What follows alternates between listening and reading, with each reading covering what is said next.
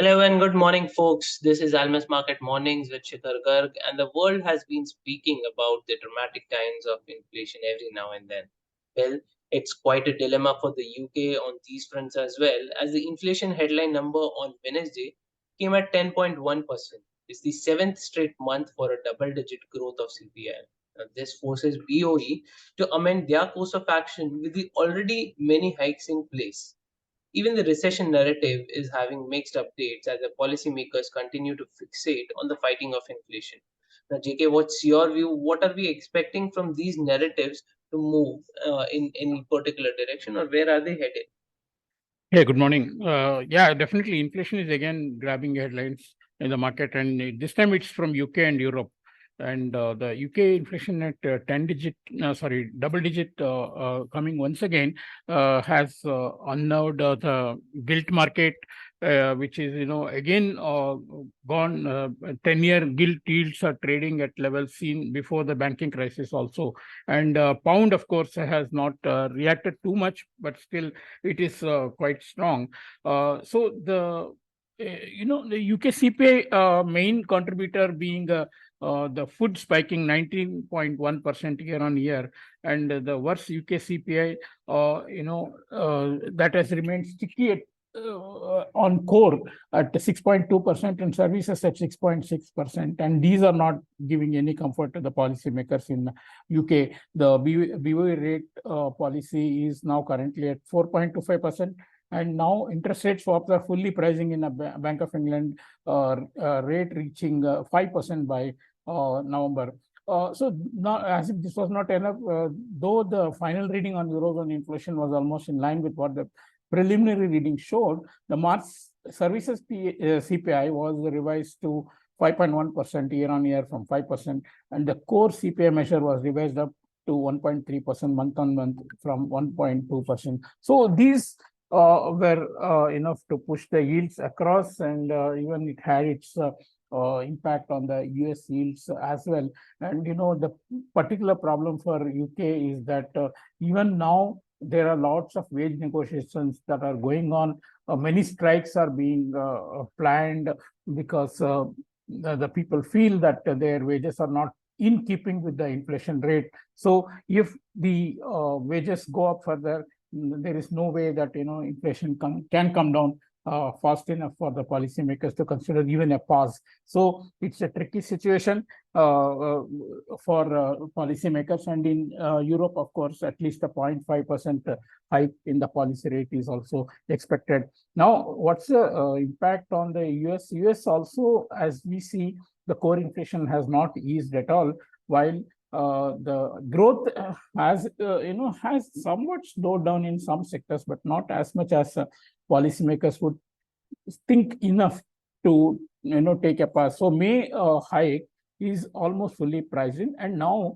market is beginning to see whether there will be another hike in June, and the probability of that is now standing at 30% versus 5% that was expected earlier. In fact, one of the large banks has predicted that Fed will go for a hike in May, June, and July. And obviously, the rate cuts that was expected this year is really being pushed back. As I said yesterday also, James Bullard in an interview favored the 75 basis points of additional tightening from the current 5%. So US yields made another fresh high for this cycle, and the 2-year touched the high of 4.286 before easing about 2 basis points, but still quite well bid. And the 10-year also, tracked higher to go touch a 3.639. In fact, the longer end is not moving as much as the shorter tenor, and that is actually, in fact, once again steepening the yield curve. Of course, there was also some focus on Bank of Japan, as they will be meeting in the coming week for their policy decision. But the deputy governor of Bank of Japan has said that they won't foretell the markets on information ahead of every monetary policy. So there will be no forward guidance. They won't indicate what they always, they're indirectly saying that whatever we do, we'll do when it is required, and we won't give you a forward indication. they are very of tweaking the yield curve control in April. It does look like Bank of Japan wants the market not to be speculating on what they're up to. So all in all, it's a huge focus on the yields and the interest rates. Once again, stocks are of course having a very narrow range trading. Only thing I'm mostly taking cues from the corporate results, but only thing my observation was that the VIX, which is the fear gauge, or the price that you pay for taking protection against the volatility, has slipped to 16 reading, which was last seen in 2022 January. And whenever we have hit such levels between 14 and 16, we have seen huge volatility erupting. We do not know what is going to be the trigger, but definitely it is at a level where it looks like a complacency. So that is what it means. On the data side, there was not much, from US, and there was a beach book, survey from the Fed. The beach book shows an overall economic activity in several regions that is taken well before the Fed meeting, and what it threw up was that the overall economic activity in the US was little change in recent weeks. And it was a small downgrade from the slight increase reported on March 8th. So 9 of the districts reported either no change or a slight change in the activity in the period, while 3 indicated modest growth. So basically, at least this beach book survey has not thrown up any big change or slowdown in the economy, further cementing expectations that Fed remains on its course of inflation fighting as well. So FX, again, Euro and GBP stand out as the best performers. Expectations being the dollar will be weaker on a medium-term basis. So the bulls in these currencies are not giving up. Yen weaker, obviously due to BOJ, not supporting any yield curve measure immediately. But what is apparent or distinct is conspicuous is that the Asian currencies are distinctly weaker. And it's led by Chinese yuan, which has gone above 6.9%, Korean won closer to 1330, and this probably will have some impact on the USD INR as well, which has already been trading about nearly 50 paisa higher from where we were last week, when every market participant was looking at test of 81 levels. So once again, we see the market sticking to the broad range of 81.50 to 83, and probably trading about 20 on a technical basis, portends that we may move up to 80 to 40, 50, if not more, depending on what kind of trigger that we get. Thank you.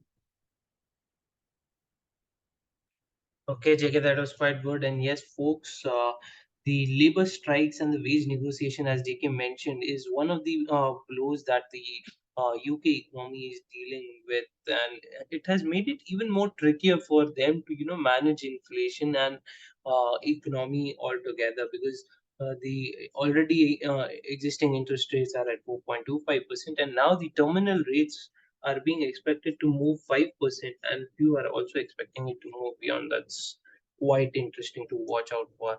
On the US front, a May hike is already discounted by 100% probability, but what's also new to see or observe is the fact that a lot many participants have started increasing the probability of rate hikes in June and going forward. Now, there's a 30% probability that there'll be another rate hike after the May hike, which is, for the longest of period in the past few weeks, was not really expected by the market participants.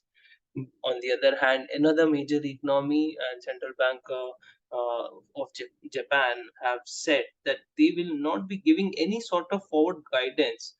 Apparently, BOJ, as JK mentioned, is not wanting to have any speculative action from the market participants. So it needs to be seen how things go ahead as we approach the central bank meeting by the Japanese central bank. Now, all said and done, we are definitely observing a lot of less action from the market participants, and that's why, as we are observing, volatilities are at its lowest, which can in a way also, as JK mentioned, be a sign of complacency. But uh, having said that, we all have to brace for a move on the higher side of the volatility, and this can definitely mean that we need to ensure that risk management practices are in place.